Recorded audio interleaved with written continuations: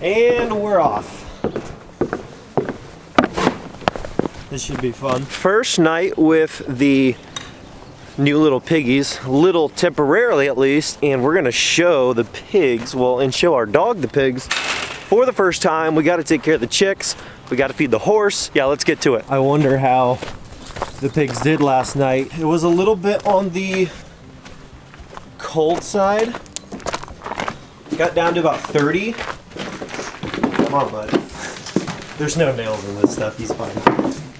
But anyways, it got down to about 30 last night, and we had to put a heat lamp out there. It was probably, I want to say, 8 o'clock, and I had a buddy called Jeshua, and he's like, hey man, you should probably put a heat lamp out there for your pigs so that they don't freeze. So you can see their water, they've already been out here this morning breaking it up, but it was kind of cold. I'm gonna get in here, you can hear them oinking around. They found the place they like to they're buried in that poop. hay. That's right here.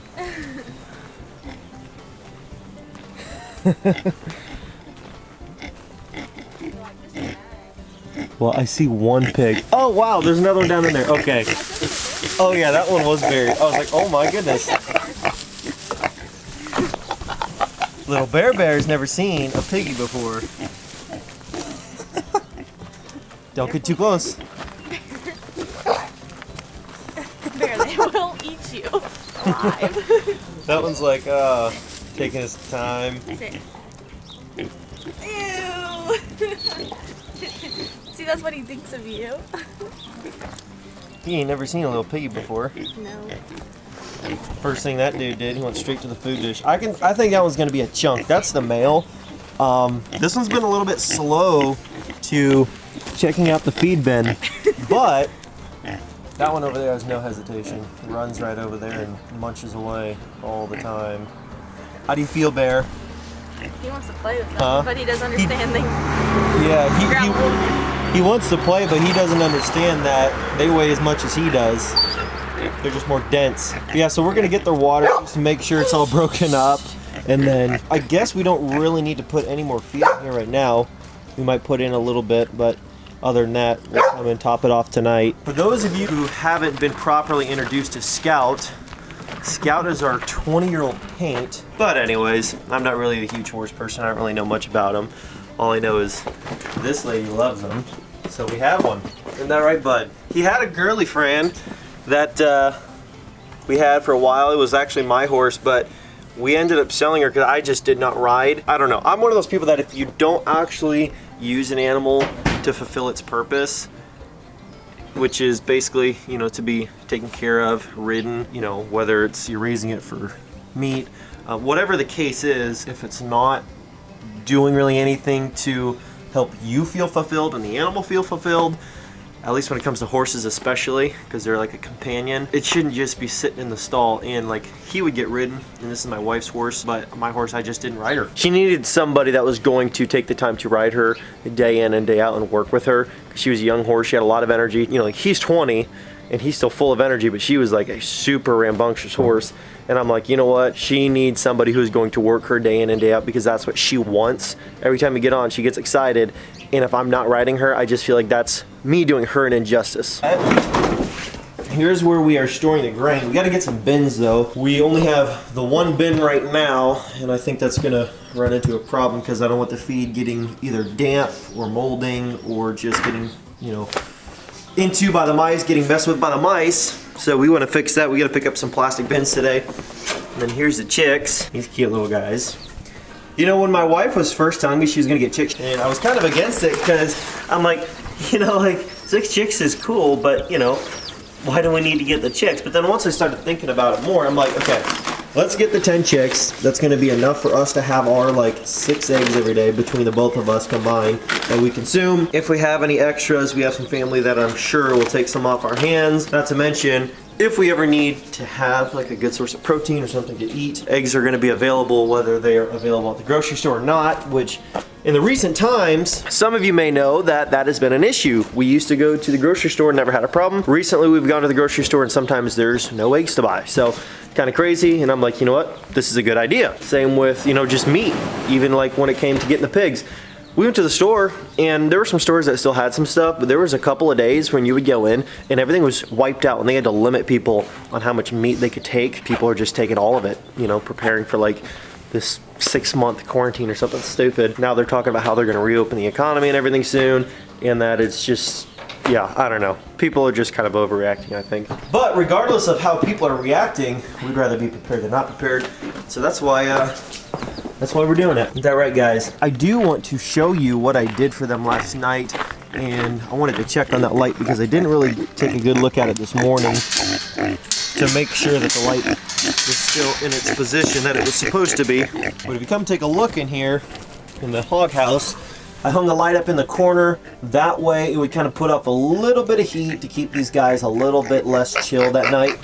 And when I went in here, came in here this morning, as you guys saw, they were just buried in the straw. I mean, they were completely underneath of it, and it is thick. We put a ton of straw in there. But what I might actually consider doing as well is we had some stuff for the horses, which is actually this plastic that runs, well, plastic rubber that runs from top to bottom of the doors to keep the wind out. So the horse, as you see, goes in and out of this as he pleases to get his food, get his water, but then when he goes in at night, if it is cold, it keeps the breeze out, keeps him from getting cold, at least colder than he would be if he didn't have it.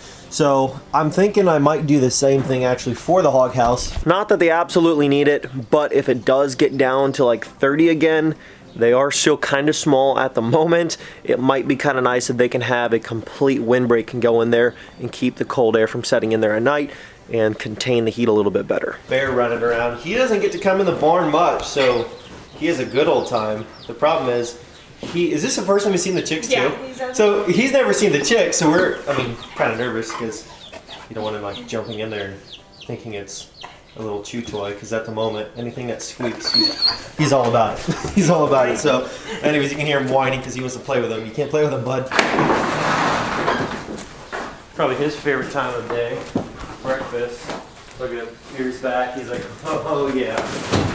Now, when it comes to him, you're probably wondering, like, why in grass season are you feeding him hay still? Our pasture is probably an acre, but we supplemental feed him with some hay here and there because sometimes we give it like a day or two break in the pasture so it can kind of regenerate a little bit here and there. So also so he doesn't beat it up and turn it to mud. An acre's enough for one horse if you manage it the right way. But I think we're also gonna go and throw some feed in for the pigs just because they have a little bit left in there, but as soon as they woke up, I think there's only something in there because they weren't awake yet. As soon as they woke up, they went straight to the feed trough, and they're starting to clear it out. I don't really trust them either, but I guess we can get them away. Hi.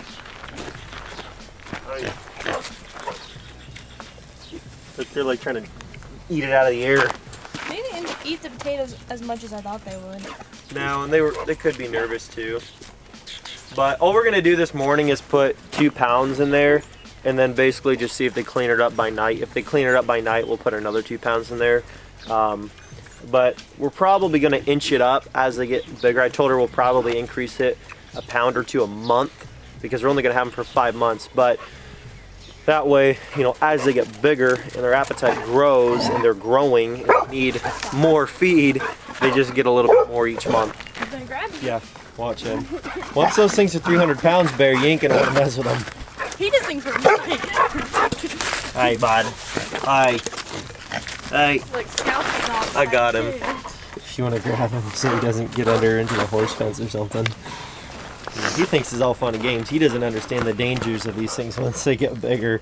My buddy Joshua, he said that his golden doodle, same size as him, they got him at the same time we did. He said that his dog kept on going into sticking her face in the pig pen, and then like they grabbed on her fur or her tail or something, and he's like, they were not letting go. So he's like, I had to like smack it on the nose and get him to let go, and they would have tried to pull her in there and eat it, but they're over 100 pounds now. And so the guy we were actually talking to that we picked these ones up from, he's like, yeah, he's like, I wouldn't let any of your chickens or any other animals have access to be able to stick their, you know, legs or tails or faces into the pig pen. He's like, because especially once they're bigger, if they latch onto them, they will gnaw on them just like they do their food. So he's like, I wouldn't make that a habit. So we're gonna work on putting the flaps up on the front of this hut, because as you can see, actually you really can't see, but there are the little piggies in there, and I definitely think they would prefer that be closed off so that no wind can get in and they can stay nice and warm. I gotta flip this dish over because just since we were here last about 2 hours ago,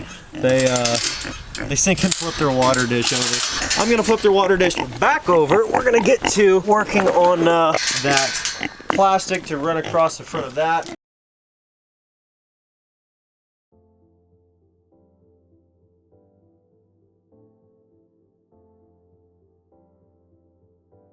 I wouldn't doubt they just walk right in there.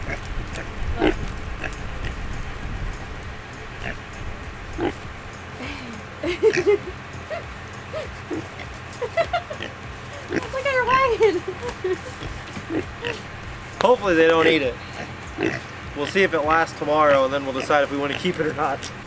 Well, here is how this turned out. I don't know how great it'll work. I know it'll definitely keep some more of the breeze out. I could have layered it up a little bit more. I know that for the horse ones, they did it to where they spaced them out like this kind of, but just a little bit more gap in between. Then they laid one in between each of the cracks to make sure that there's tons of plastic to make sure it seals off tight. But I mean, I don't know. They were in there fine last night without anything on the front to kind of keep the breeze out a little bit more and hopefully help it be able to retain a little bit more, just a little bit more heat, but I don't know. It'll definitely help keep some wind out, but how warm it really makes it, I'm not sure. That is going to be a wrap for today's project.